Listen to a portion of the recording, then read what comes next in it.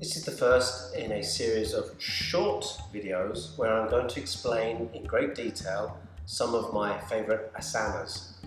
We've already done some basic stretches in the early part. We've done a sun salutation. Now I want to focus on the particular asanas within a normal, typical class. And today we're going to start with Virabhadrasana. In particular, Virabhadrasana Ekam, Warrior 1. Nearly all of the asanas have very interesting names, and I'll go into a little bit of the history of each of them. Virabhadrasana is no different. So I'm going to tell you a little story about how this particular asana came about. Shiva is one of the principal deities in Hinduism. Along with Brahma and Vishnu, he is one of the Holy Trinity. He's also known as Shiva the Destroyer and Shiva the Dancer. Daksha is one of the sons of Lord Brahma. Daksha is a portly figure. He signifies loyalty and he hates Shiva. Daksha's daughter is Sati. She is the goddess of marital fidelity and longevity, and she loves Shiva. Against her father's wishes, she married Shiva. At the time of our story, Daksha was holding a horse sacrifice ceremony. He invited all of the gods except Shiva, and by extension, his daughter Sati was not invited. Out of her love and devotion for her father, Sati went anyway. This was against protocol, and during the course of the celebration, Daksha insulted, publicly shamed his daughter Sati, who threw herself into the sacrificial fire and died.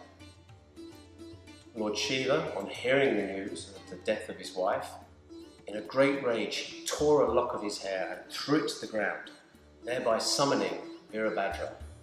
Virabhadra in Sanskrit is fierce friend. And this fierce friend of Shiva was summoned into existence holding aloft two swords, ready to defend his Lord Shiva. And this is where we get Virabhadrasana. So today I'm going to show you exactly how we hold this position. So normally, Virabhadrasana is performed as part of your sun salutation. So you'll be starting Samastiti, Urvahasta, Uttanasana, and then a step back, and then we adopt the position. Now I want to focus particularly on just Virabhadrasana. So we're going to start in Samastiti. I'm going to start this side because I want to start with the right leg, which we tend to do. So we will start in Samastiti. And you know from the earlier video exactly how to perform this pose. The important thing here is the aspect of your pelvis. You are front of your pelvis coming up towards your navel. And we're going to do that in Virabhadrasana.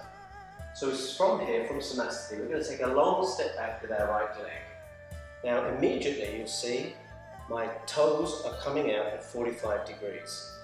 If I had the full flexibility, I would have my feet tram lines pointing forward because our hips have to be forward. But because I don't have that flexibility yet, they're going to point out to 45 degrees or thereabouts. Somewhere that's going to allow you to keep your back leg straight, and that's key in this particular pose. Our back leg is straight. Now, after the step back, I naturally went into it, but you normally step back, back leg straight, then you bend your lead knee. So you're going to see your whole body is dropping down, but what is key here is that your hips are as far as possible towards the front and in line with the long part of the mat, okay? So your hips are parallel to the floor, you're trying not to do this, and they're trying to be parallel with the front of the mat. Because of the position of the back leg, you're not going to achieve that fully. You're going to be a few degrees off. What's more important here is to keep your hips parallel with the floor, so you're not rocking backwards this way or this way. So that's more important, and the squareness to the long side of the mat is secondary. Now, from here, your front knee is nice and bent, your back knee is nice and straight. Both legs are pushing hard into the mat. You are fully grounded. You're a warrior. You're on the field of battle. You need a strong, stable base. So from here, your hands come up, and then you fully rotate towards the front. You're getting your chest square to the front of the mat, your navel in line with your knee, but your back leg is staying straight. So your hands are up and you're rotating forwards. Now, in this position, you have to channel Virabhadra, who's a warrior. He's here to protect his Lord Shiva. So he's not a weakling, he's not a relaxed person, he's angry, he's built for the battle. So when you're there, you're channeling Virabhadra.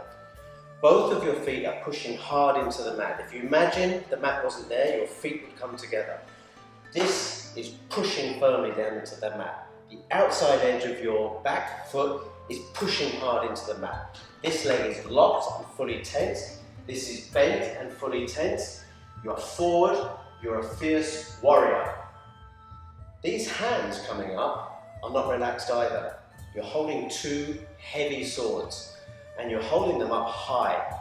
This is like a threat. This is a warrior, look what I can do, I have two swords, I'm going to cut your head off. So your bicep is up by your ear, okay? So you're up nice and high, legs are completely, your body, as I said, tending towards the front of the mat. So long as you're not one hip higher than the other, that's the most important thing. Back leg straight and solid, hands come up. You're holding aloft two swords. Now, remember what I said about the pelvic tilt? We're talking about a posterior pelvic tilt. When you're in this position, it's very easy to just slop forward, and your belly comes out and your ass sticks out. You want to rotate this hip up as well. So your pelvis is rotating up and back and towards the front. There's a lot in this pose. It's not an easy pose. So, back leg nice and straight, front leg bent, everything grounded, solid, pushing into the ground, hips level, parallel to the floor, going as far forward towards the front. Hands are up nice and high, holding aloft two swords. All your arm muscles are engaged. Your chest is coming up, and it's coming up equally. You're not lifting your chest more, you're not lifting your back more. There's not one shoulder higher than the other. So be very conscious of the whole of your upper body coming up, and then your shoulders drop. Your shoulders drop, so your shoulder blades come together.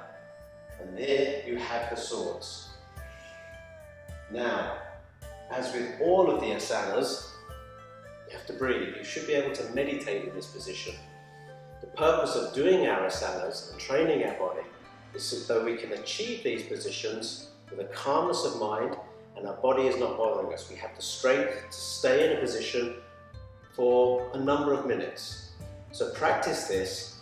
What you'll find is certain parts of your body will start screaming at you. And these are the parts that are either weak or they're not lengthened enough in the muscles. That's what you need to work on. So, as you adopt the position, you channel Virabhadra and you breathe.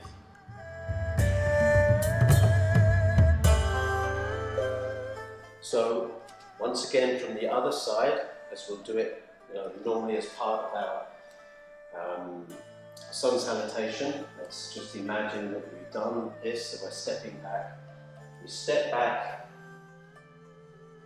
and this foot will naturally come out to an angle, and you might find it's a different angle on your other foot. You don't always have the same flexibility in either leg, but the same thing goes back nice and far, nice and straight, nice and solid.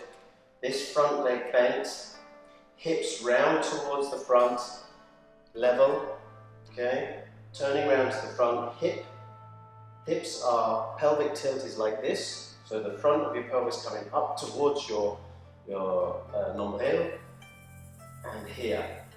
And again, hands come up to the swords, lift the entire upper body up and drop your shoulders. Shoulder blades come together and breathe.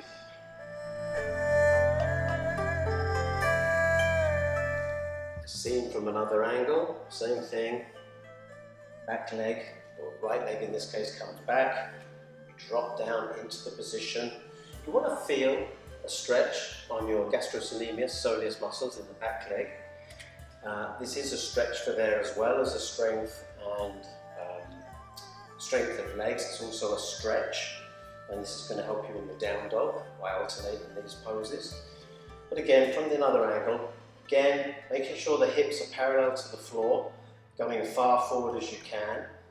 When you're in this position, the hands come up, and then you continue the turn so they are facing directly forwards. Upper body all comes up, then the shoulders drop. Don't forget you're holding on to two swords, and the pelvis is turning upwards. And here it is. Again, both feet firmly into the mat. You're not relaxing in this position by any means. You are a warrior.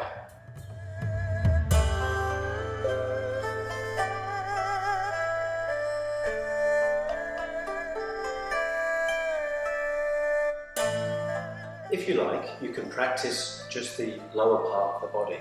So get yourself into the position where you're nice and nice wide stance.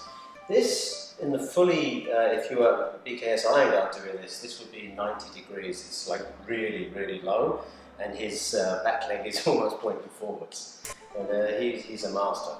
But if you wanted to just do the lower part of the body, you will focus on having your hips pointing round as far forward. Your leg here should be fully down. It should be perpendicular to the mat. And this one again should be straight. And like I said before, the outer edge of your rear foot is almost like a karate kick. It's pushing into the side of the mat. That's where the force from your foot is holding you up. And this foot, the skin is very spread. We talked about this in Samasthiti. You're as much of your foot in contact with the mat as possible, giving you a firm grounding. Okay? So you spread the feet, you spread the skin on the feet. With the back leg, the force is coming through the outer edge because that's the angle that's being formed. Okay? So if you want to practice just the lower part of the body, you sink into it. Hands, doesn't matter where they are, but if you have a mirror, it's very useful to put your hands on to make sure you're not high or low and that you're around about square to the mat. And from here, there is a huge amount of pressure on this lead leg thigh. This is a very strong position. It's tough, but this is going to build the strength that you need. And you can spend a few moments here trying to recapture your breath before you continue with the rest. So that's it. Seemingly simple. There's not too many instructions, but it is quite a fearsomely difficult pose to carry off properly. If you make sure you're carrying out all the elements, it can be quite exhausting. I'll put some extra links in the description below. There's a particularly good Iyengar website which will go step by step. It gets very, very deep into every single part of your body, but that's the nature of Iyengar. I think if you remember the key parts about, your back leg is straight, your front leg is bent, your hips position, raising up the upper body and then dropping the shoulders and remaining firm throughout, you can give a good account of Virabhadrasana. And like I said, during your normal practice, some poses people tend to relax in. They think in down dog it's time to catch the breath and relax, and people think this with the warrior series. Not true. For yoga, you're fully engaged for the whole hour, you're working, you're fully mindful of what you're doing, and every part of your body should be engaged. So, that's it. Until the next time, carry on.